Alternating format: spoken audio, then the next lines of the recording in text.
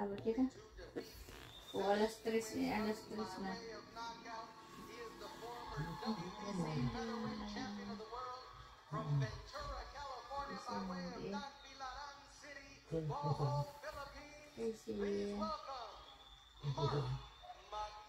Yung pasta nga na isinod sa ano.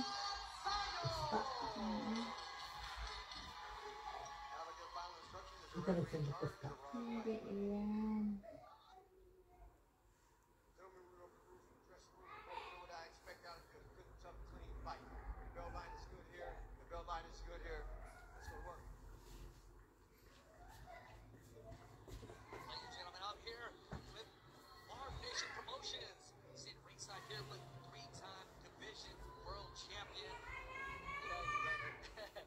Excited to be on these fights, man. I'm excited to watch Mansayo. Obviously, I was talking to him in the dressing room, and he said, "Hey, I got this fight." I was cutting the ring off right now. He just waiting. He's participating. Sinid ko sa ila kasi yung kung ano ginagawa. Ay, hindi ang isin. Ang lumabas sa iba eh.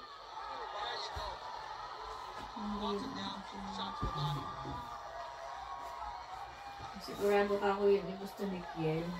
Ay, ano iba ang gusto lumabas yung makita ko iba. Ang bilis ko na.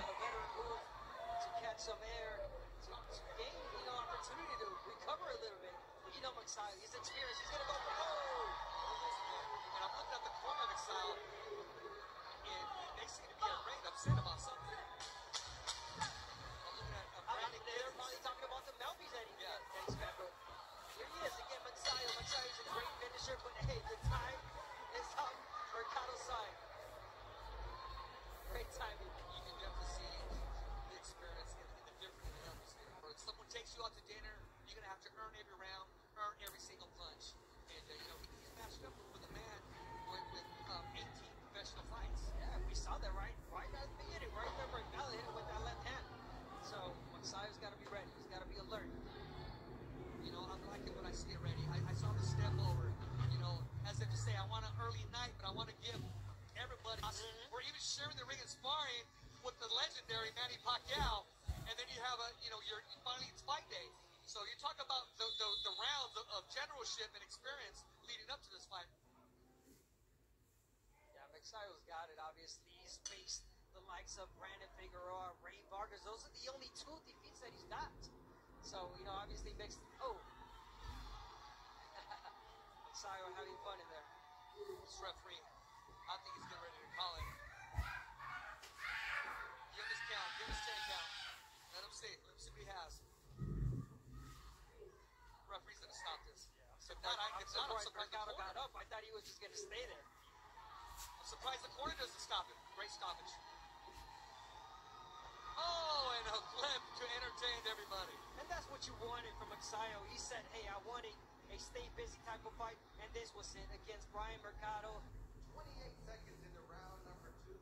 Your referee in charge, Gerard Mike Alcohol, come out for your winner by KO victory from Ventura, California, by way of Tagbilaran City, Bohol, Philippines, Mark Magnifico Mansayo!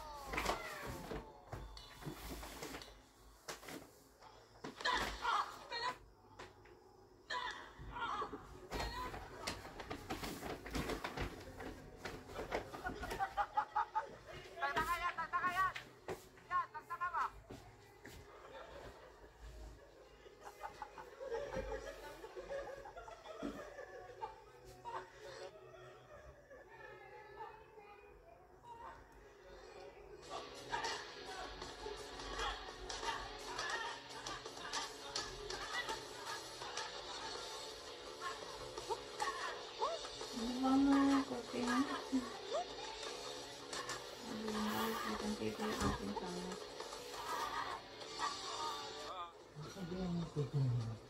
Ay hindi mo makita kung mga sino at kung daming nadaan diyan sa tapat.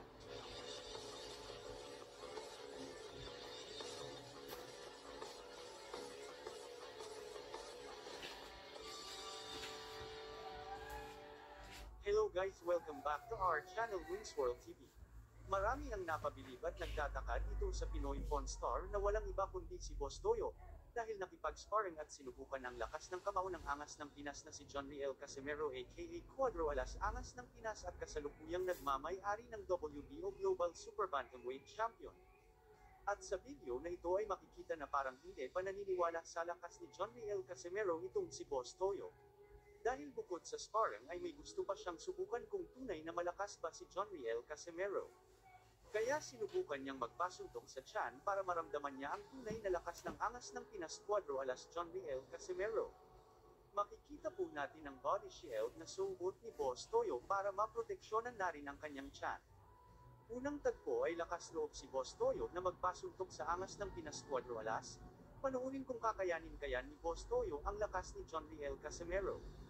Sa una ay nagawa pa itong magbiro. Ngunit ayon kay John Riel Casimero ay 25% lang muna ang ibibigay niyang suntok. Ngunit hindi inaasahan ni Boss Toyo na sobra talagang lakas, halos bumaliktad na siya rito pagkatapos siyang bigyan ng 25% na lakas ni Casimero. Kitang-kita dito naramdam at inindi talaga ni Boss Toyo ang sakit na halos hindi na siya makatayo sa sobrang sakit nito.